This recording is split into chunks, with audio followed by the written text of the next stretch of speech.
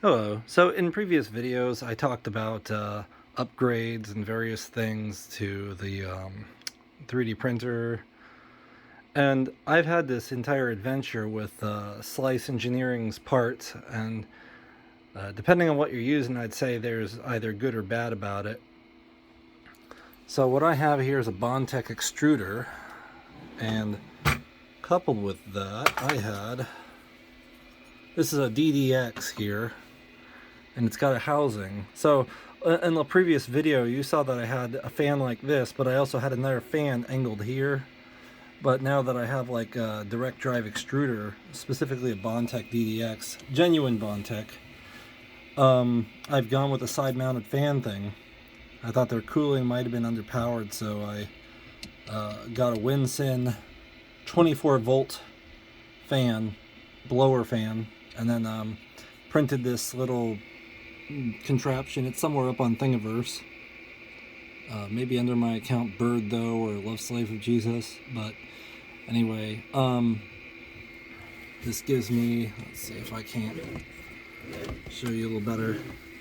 Kind of gives me all around cooling, especially since if you have the X gantry adapter kit from 3D, was it 3D Fused, I think?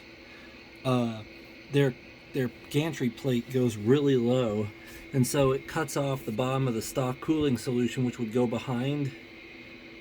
It would kind of wrap around underneath here from just one side, so I have it going around the front and leaving the bottom open here. But I had this, this is a copperhead heat break and heat sink with heat pipe in the middle. And I have a few complaints about it, having used it for many prints now. I mean, the stock Ender 3 heat sink and heat break work quite a bit better in terms of filament jamming. Let's see if I can take this apart one-handedly. I'm thinking about putting the phone in my mouth somehow, but I don't know how to do that. So I'll just do that there. Stop spinning! This is stupid. Well, anyway, so the heat break screws into this heat sink here. And so there's an interface in the heat sink between where the heat break meet up and the nozzle meet up. And then there's a second interface here at the end of the heat break where it meets up inside this tube. And then you have a Capricorn or other Bowden tube segment that goes down the middle, and they kind of meet up somewhere in the middle of the heat sink right here. And so because of that, I had so many hard times feeding new filament in. I would usually have to sharpen my filament to a point, and even then I still had a hard time feeding it in, especially when you unwind filament from a spool and it wants to be all curly instead of straight. It would try to push against the edge of this fitting here where the Bowden tube met the fitting. And so this caused so many jams and just issues. And so I'd have to pull this whole thing out. I'd wear out, the heat sink, the heating element, trying to pull this out all the time and damage it. So only recently, I mean, Slice Engineering does make some good stuff. I decided to get a mosquito. And the reason I got the mosquito, it's hard to see in there, but it's there. The reason I got a mosquito is because it meets up really neatly with the hot block. Basically, let's see, do I have a picture of that somewhere? Nope. Let's get a good look at a mosquito really quick.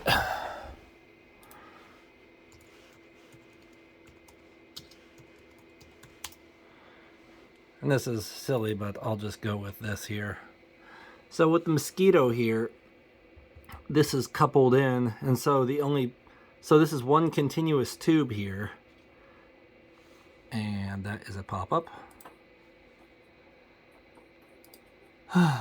And on this angle you can see here the Bowden tube only sticks in 1 or 2 millimeters past this opening hole here. So after that, the entirety of this length is width constrained all the way down to here, and then you have your nozzle meeting up here. So thermally, this is much simpler. Another thing that the Mosquito has above this is that this is only supported by its heat break, which is titanium. So this little neck gets all the force. Yeah, this little neck here gets all the force applied to it. But on this guy, you have basically 4 metal rods acting as pushing members, and then there's 2 small screws in between them. You can see the screws right here better, there and there, holding it together. And then, so there's really no strain on this heat break. And so they actually can make it out of copper and make this neck even thinner.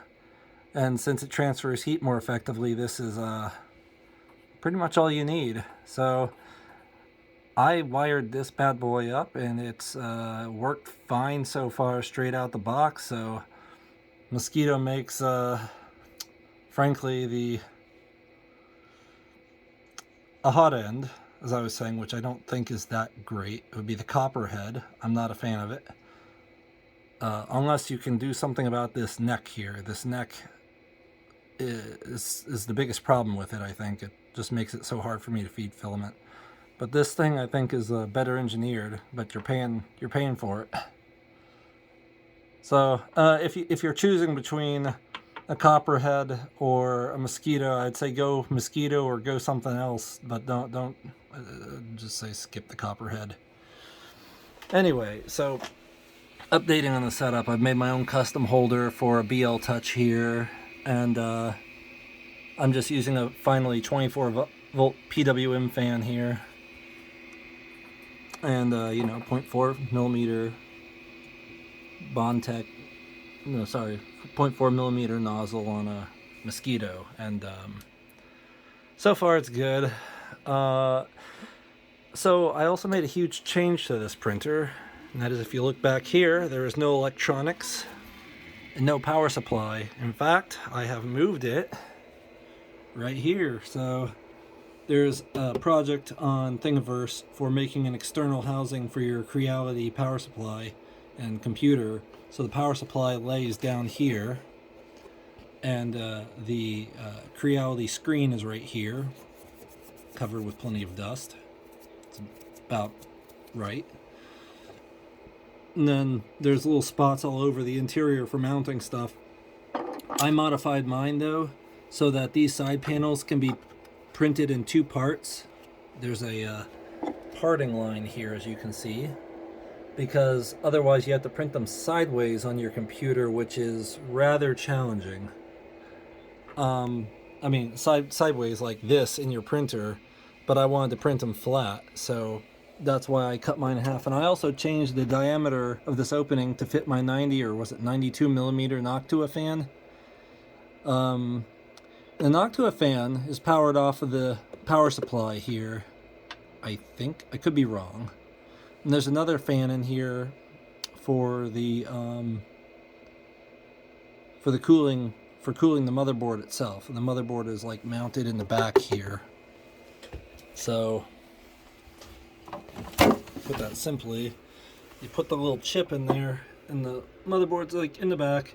Or you could have the chip reader here, but I don't know, mine didn't fit. Because what I wanted to do with this is I wanted to turn this into a heated build volume.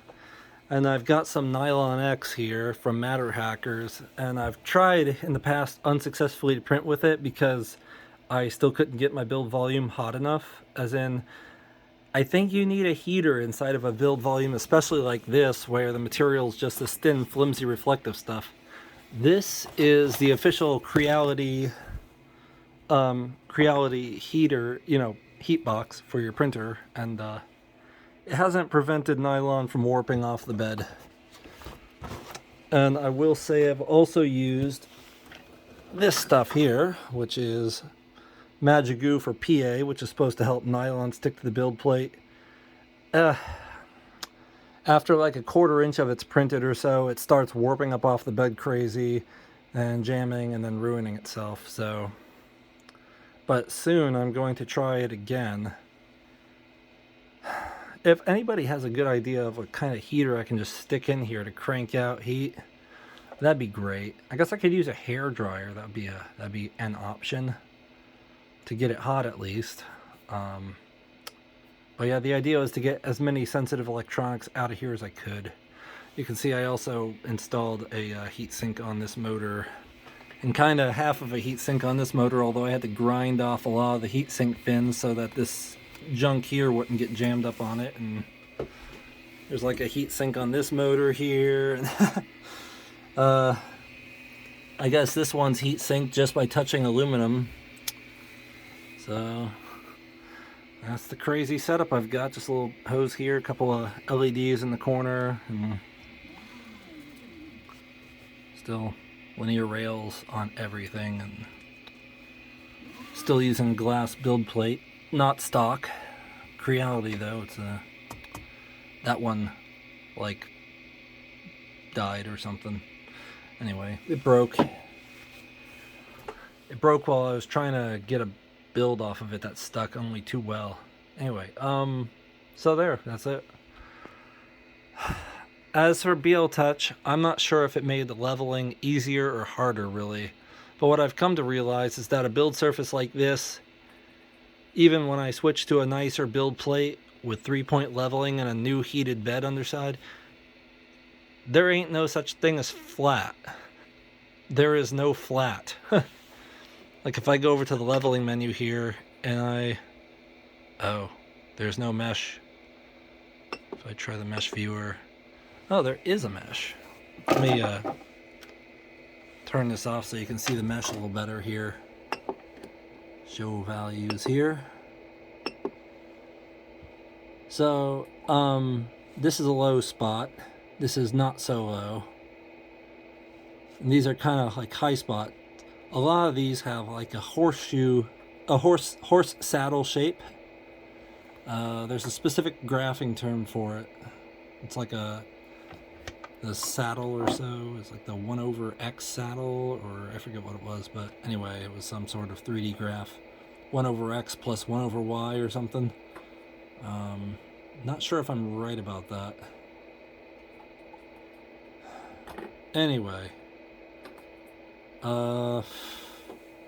So might be x squared minus y squared equals z. But yeah, these things aren't quite flat. So and getting the exact offset of this to the build plate is rather challenging. So once you start to print, while it's still printing the brim or the raft or something, you have to adjust the offset in the print settings on the fly to get the height right. And hopefully you don't go too low so that you jam. And hopefully you don't go too high so it becomes a giant mess. You know, it's I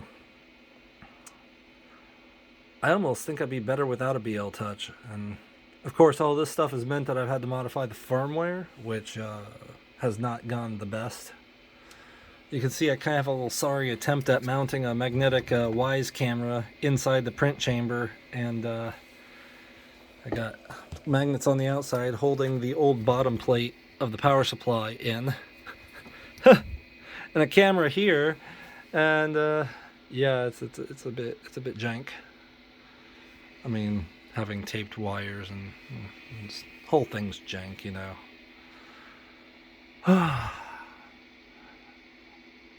As long as it works. Anyway, so those are my comments on the upgrades and some of the parts. Let me know what you think. Bye-bye.